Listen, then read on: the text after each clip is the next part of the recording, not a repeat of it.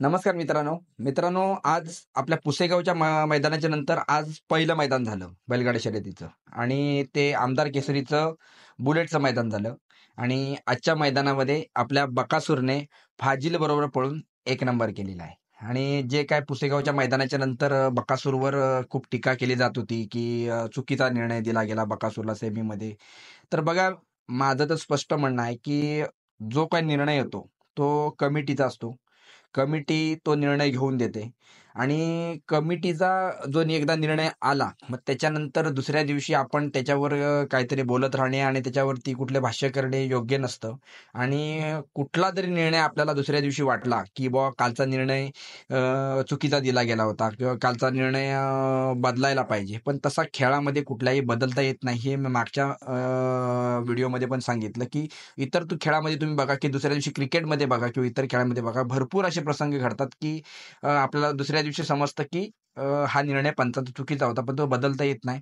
त्याचप्रमाणे आज पुसेगावच्या कमिटीने देखील योग्य निर्णय घेतलेला आहे आणि बकासूरचा निर्णय कायम ठेवून जे कोण 2 बैल मालक होते, म्हणजे एक शंकर आणि चॉकलेटचा आणि दुसरा रोमनचा, तर त्यांना बोलवून त्यांचा यथोचित सत्कार पुसेगावच्या कमिटीने केलेला आहे. तर त्यांचं देखील खूप सारे आभार पुसेगावच्या कमिटीचं.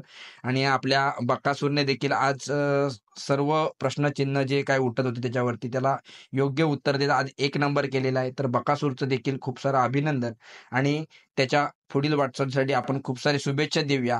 हे बैलगाडी क्षेत्र जर टिकवायचं असेल तर आपल्याला जे होणारे वादविवाद आहेत ते टाळले पाहिजेत आणि कमीत कमी वादविवाद होऊन ह्या बैलगाड्या शर्यती कशा पूर्ण होतील याचा आपण साऱ्यांनी प्रयत्न केला पाहिजे.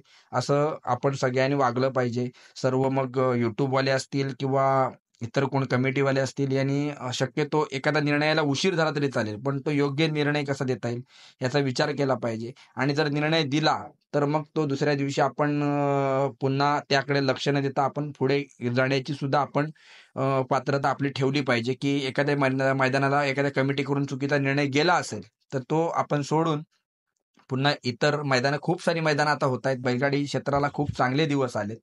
आणि तर एखाद्या मैदानाला चुकीचा निर्णय आला असेल, तर तो थोडासा मागे ठेवून बैलगाडी क्षेत्र आपलं चालू राहण्यासाठी आपण थोडंसं कमीपणा घेऊन सर्वच बैल मालकांनी आणि सर्वच बैलप्रेमींनी पुढे जाण्याची आपण आपल्यात पात्रता ठेवली पाहिजे. बाकी आज आपल्या बकासूरने 1 नंबर केला ते बघून खूप बरं वाटलं.